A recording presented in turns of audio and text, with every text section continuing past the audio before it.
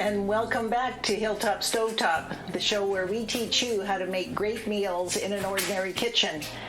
Today we're starting on something that is very appropriate for a cool, blustery fall day like it is today, and that is we're going to be making homemade chicken soup.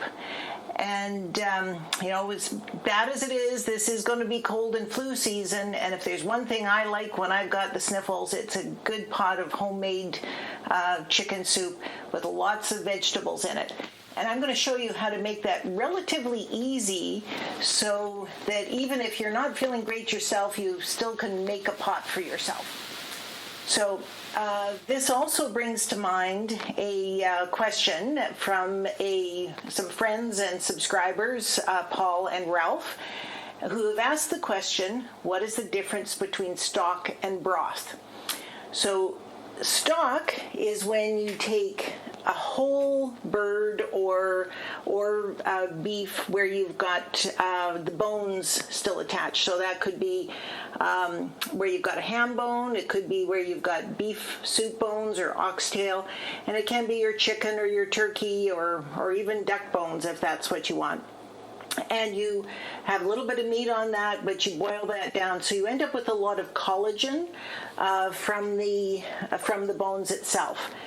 Broth, on the other hand, is, and I've got a jug of store-bought broth here, and even though I've got my stock, which is here, and this is what I made from the turkey. So if you were watching our episode on turkey and dumplings, you would have seen me make this.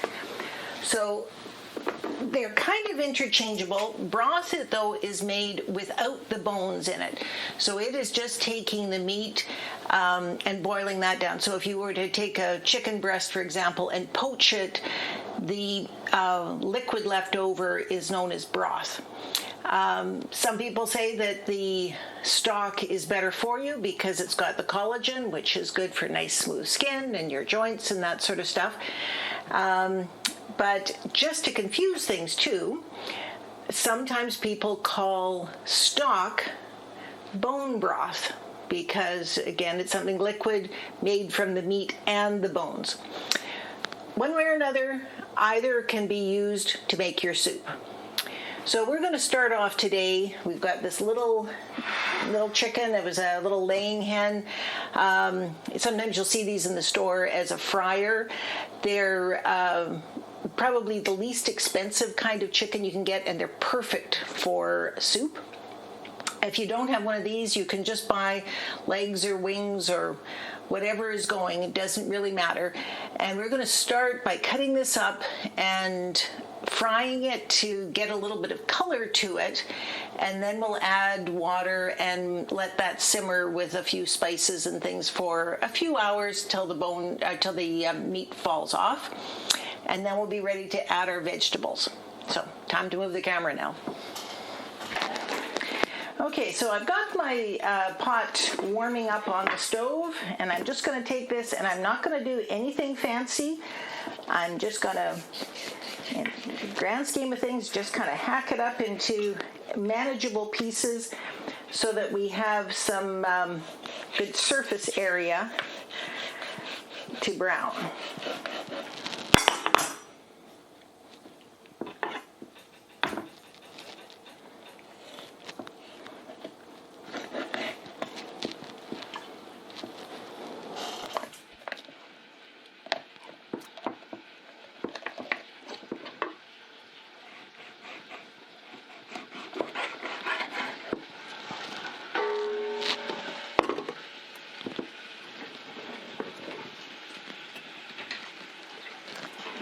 And this is one thing that kitchen shears are really good for, so all we're going to do is just cut right through the ribs, and that's probably the easiest way to deal with the body. So again, we've got a bigger surface area to brown.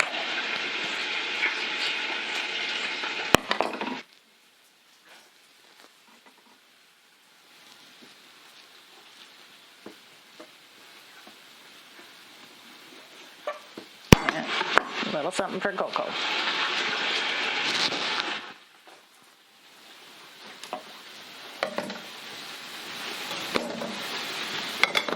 And right away after we're done that, make sure that you're washing your board, because we've got this raw chicken all over everything. So wash your hands, wash your board, and then we'll be ready to move on to the next step.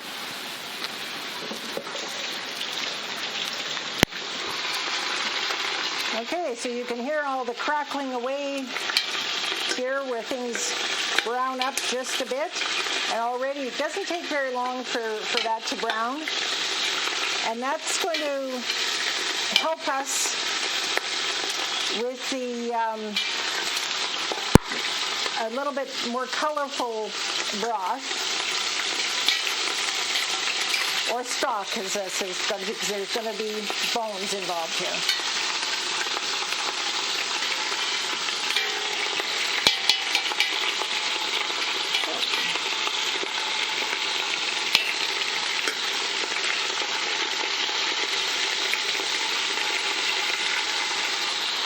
Okay, so we've got our chicken fairly browned here, and now what we're going to do is cover it with some liquid, add a few spices to it, and just let it simmer for a few hours until the meat starts to fall off the bones, and then we'll be able to strain it, take the meat off of it.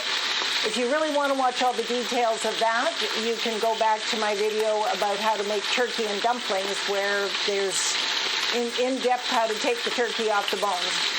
But first we're going to start with this one. I'm going to add a couple of things. One is bay leaves, and we covered those off in the video about how to make beef stew.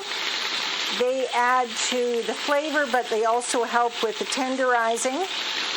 And these are just here for the cooking process. We will take them out when it comes time to make the soup, or to eat the soup anyway. And now at this point you could just add water to cover all of that chicken, but what I'm going to do, since I happen to have some, is I'm going to add the turkey stock that I had, and I didn't have enough meat left over from the turkey to make the soup out of that. So I'm going to add the turkey stock to this, and I'm also going to add that carton of chicken broth, and then we'll let this simmer away. So you'll notice that the stock is a little thicker. It's kind of chunky. That's the collagen in it. But as soon as it warms up, that will liquefy again. Whereas this broth, which has also been in the refrigerator, is totally liquid. See, no chunks at all to this. So that's the difference between cooking something with bones and cooking just the meat.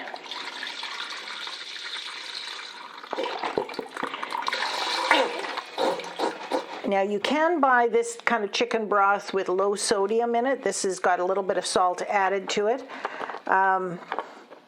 I, at one time in my life, had to cook for somebody that was on a low sodium diet, and I would make this kind of a stock or broth without adding any salt to it. And then the meat was what we would use for sandwich meat afterwards. Instead of, a little bit would go into the soup, but it would also make pretty good low sodium sandwich meat. So I'm leaving this on a medium-high heat until it gets up to a boil. Then I'll turn it down and let it simmer away for a couple of hours. But you can see how browning that meat has already added a little bit of color to the stock. So while we're waiting for that to come up to a boil, let's talk about the other things that we're going to put into this.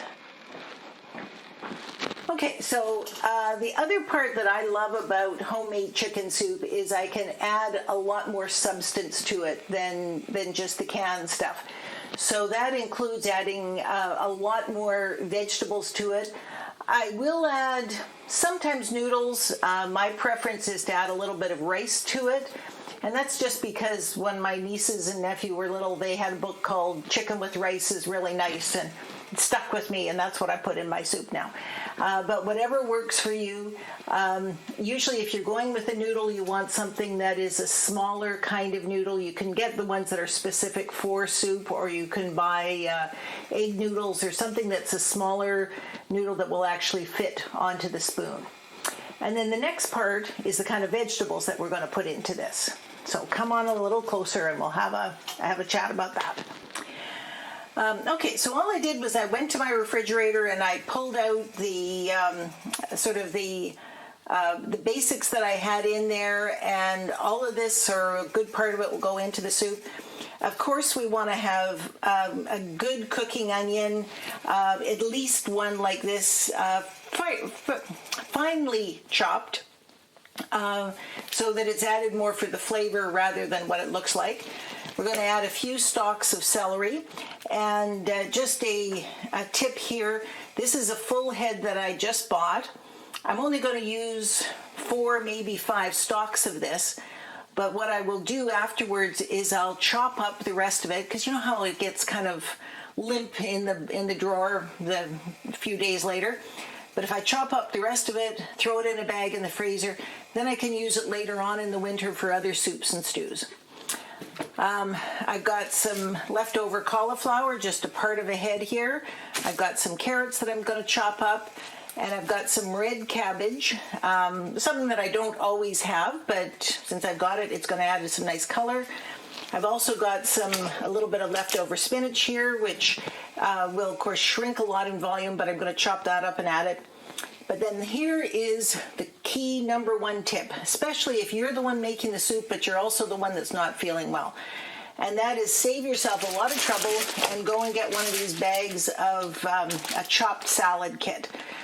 This particular one is sweet kale, and it has broccoli, cabbage, Brussels sprouts, kale, chicory, and then it does have dried cranberries, pumpkin seeds, and poppy seed dressing. But what I do is that's in a separate package. I just set that off to the side, and I can have that in another salad another day. But by buying this kind of a mix, particularly if you're just making soup for 1 or even 2 people, you've got all of those vegetables with none of the work of having to chop it up and none of the leftovers involved. So if you were wanting to make this really fast, you could buy even chicken breasts and chop them up, and a carton of chicken broth, and a package of this, and a few of the seasonings that we're going to add on, and you can make a pretty reasonable chicken soup that way. So that's what we've got to deal with today. I'm going to go ahead and chop these up while the broth is still simmering, and then we'll get back to you when it's time to put it all together. So here we are again. After using the magic of modern technology, we've fast forwarded through all of our cooking time for those bones, and also fast forwarded through all the chopping of the vegetables. So I divided them up into different groups depending on the type of cooking that we're going to do. The first one is the onions, celery, and carrots, which we're going to saute a little bit before we start adding the broth back in. Then there's the cabbage and the cauliflower, which is what I had in the bottom of the fridge there to chop up. And then there's also the coleslaw mixture that's going to make our life easier. That's the fast forward on our soup for sure. And look at this, Koko's come to say hello. Yes. So these 2 things can be actually cooked in the broth. Now the actual time that has transpired here is about 6 hours, no, not 6 hours, but 4 hours of actual cooking time. If we had chosen legs or wings or even a small frying chicken from the butcher, that probably would have been cut down to about 2 hours of boiling time. But because this was an older hen that we knew from the start was going to be a little bit tough, we've allowed extra time, but that's also added a lot of extra flavor. The other thing that could have sped this up is if I had chosen to do this in my Instant Pot, and that would have cut the cooking time down to probably about 45 minutes. The reason I didn't do it in the Instant Pot is, as you will see, this is going to be a very big pot. My Instant Pot wouldn't have been big enough. Plus, I do like the smell of having it simmer away on the back of the stove for a few hours. And although it does kind of steam up the windows, but that's a good thing on a cold day, makes you feel warm and cozy inside. So this is what it looks like after about 4 hours cooking time. And I have let it cool down a little bit so I can be working with it. The meat still is on the bones technically, but it will be easier to take off. So what I've got here is I've got a big bowl with the colander in it. And we're just going to switch places so you can see this in action.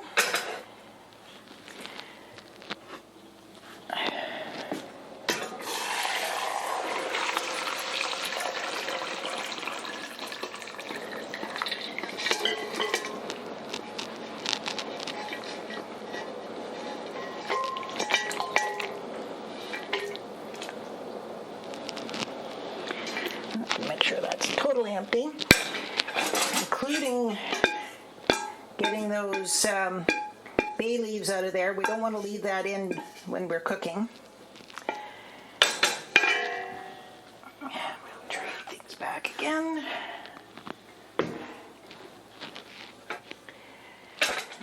Okay, so I've got our empty pot here, and I'm not going to worry about adding in any extra fat to this. I am going to take a little bit of this broth and put that in the bottom of the pan, but just enough to cover the bottom of the pot and keep it from sticking. And then I'm going to take our onions, carrots, and celery and dump that whole works in. And I'm going to let that cook away until the onions are tender, and then we can start adding the rest of the things in there. But in the meantime, what I'm going to do is start taking the meat off the bones. And there's only so many pots one can have going at a time. So I'm going to move this over and just very carefully. So that's a good bunch of soup that we're going to have going there, and you can see how nice and brown it is because we had browned the chicken to start with, and we had also added some commercial broth to this. Keep in mind that right now this broth is very bland. It's got a chicken flavor to it, but it doesn't have a lot of pizzazz, but we're going to add some pizzazz as we go along. So at this point, the big thing is I'm going to be cooking the vegetables initially. I'm going to be taking the meat off the bones. We'll fast forward through this part because if you really want to see me do this, you can go back to the video on making turkey and dumplings, and there's a fair bit of time spent taking meat off of the bones there, but don't need to bore you with it making the soup. It's the same process. And here's our Koko, who's been waiting patiently for her little chicken treats. Oh, look how gentle she is. What a good girl.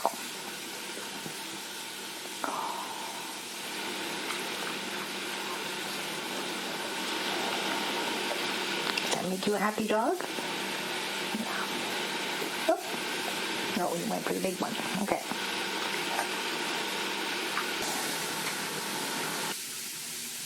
All right, so we're back again, and as you can see, our celery is almost translucent, and the celery and the carrots have softened up a bit. And while we were waiting for that to happen, I took all of the chicken off of the meat, or all the meat off the chicken. That's what I'm trying to. Took all the meat off the chicken. And for a little tiny weeny bird, we ended up with a fair bit of meat here. But as you can see, I've cut it up quite small. For those of you who watched the turkey and dumplings episode, I left the turkey bits quite big for that. With this one, I know for sure that this chicken is a little bit on the tougher side. Plus, it's going into soup, so you want it in pieces that your people are going to be able to pick up on their spoon. So there's our meat going in.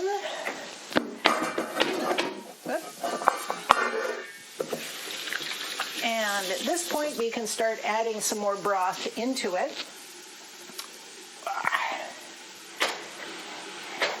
And you can see the skin on this, the fat had started to kind of go up to the top, but there's really very little fat in this because of the type of chicken that we were using.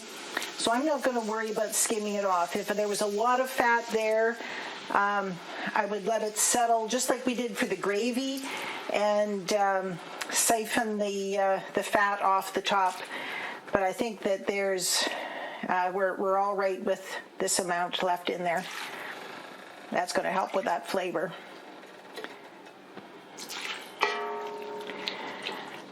Okay, so we're starting to look a little more soupy as we go here.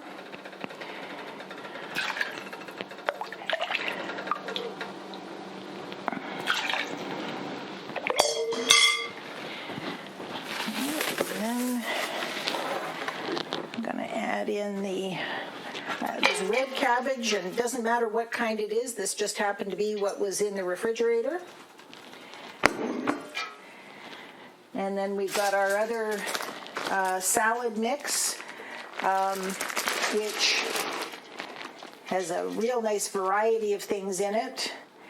And the packages that came in this, which were pumpkin seeds, cranberries, and salad dressing, I'll just pop those back in the fridge, and they'll go nicely with some just the iceberg lettuce or romaine lettuce or something in a real salad. So this is why I didn't do this in the Instant Pot, is even though these vegetables are going to reduce a bit in size, they're not going to reduce a lot, and this whole thing wouldn't have fit into the Instant Pot. So now we're going to pull in the rest of the broth.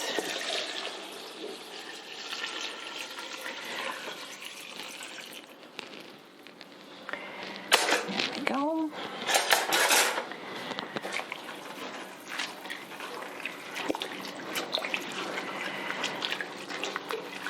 And so even though this is technically a soup, it's got a lot of substance to it, a lot of color, a lot of nutrients, and a lot of flavors.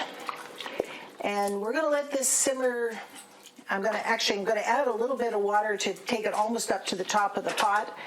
And then we're going to let it simmer for maybe another 45 minutes to an hour. And then do the tasting, because all of these vegetables are adding flavor into that stock and broth or whatever we want to call it. And I don't want to start doing all the rest of the seasonings until I have a better idea of how much flavor the vegetables have brought in.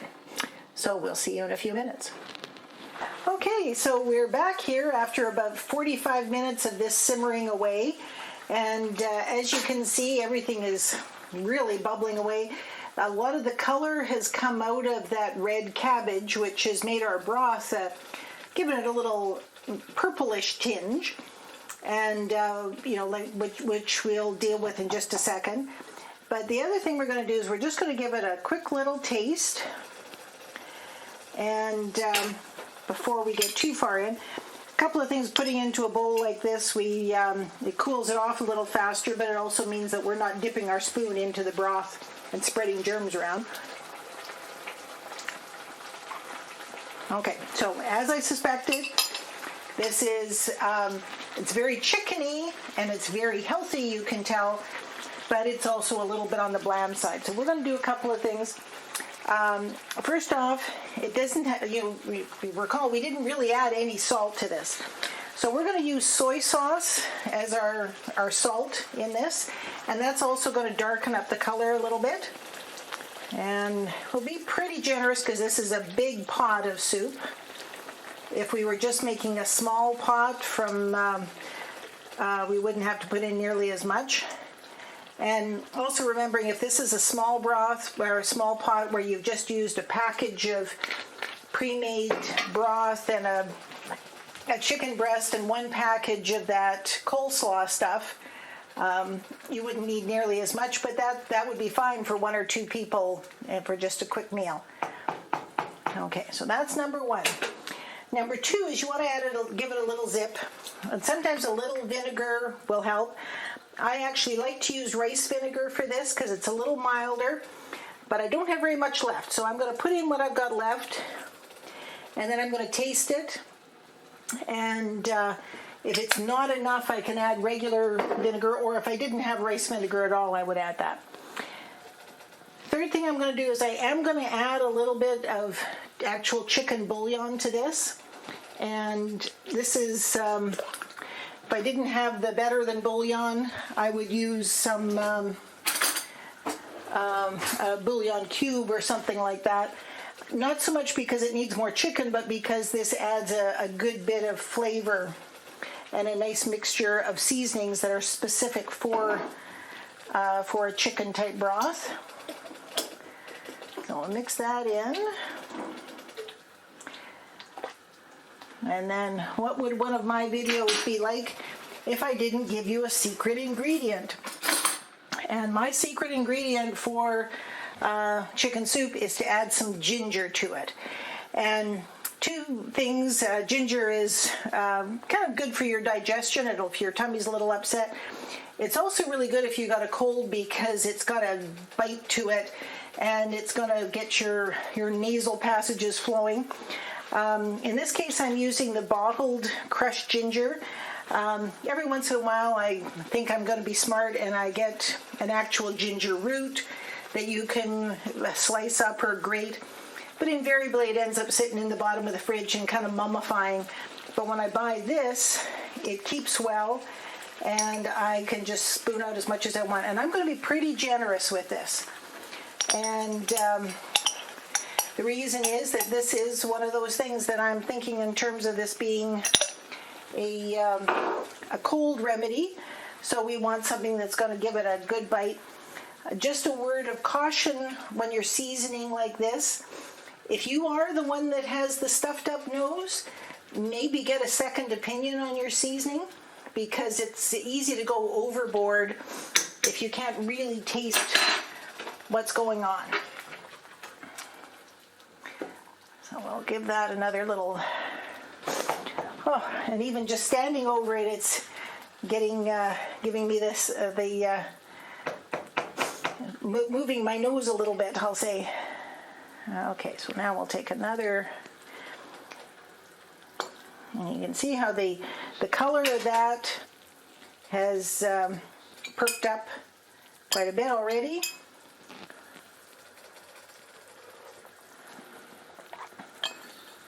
Oh yes, that's awesome.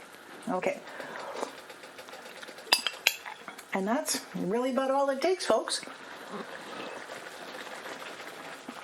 Yeah, that ginger is, like, even though I put in probably 3 tablespoons of grated ginger in a pot this size, you can tell that there's ginger there, but it's not overwhelming.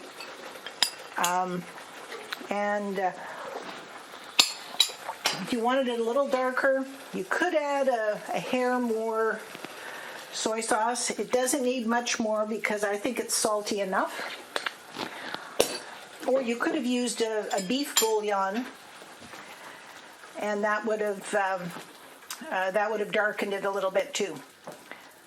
So there we go. There's our beautiful chicken soup, which everybody, if you've got the basic ingredients, regardless of what the vegetable types are, it's a great thing to have handy in cold and flu season.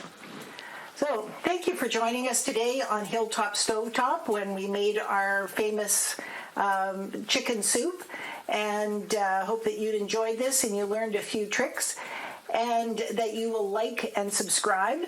And by subscribing, that means you don't miss out on any of our future episodes. Our next episode is at the request of my niece and her homeschooling friends, who have asked me to show them how to make apple crisp, and that's very timely because this is apple season in this area. And I'm going to show you 2 ways to make apple crisp. One is a super easy way to make any kind of fruit crisp with ingredients that you can keep stashed in your cupboard for those unexpected guests or an unexpected time when you really want to have dessert. And then the second way is going to be a little bit more traditional way. So join us for that next episode. And in the meantime, Enjoy your soup and enjoy that secret ingredient. We'll see you soon. Bye-bye now.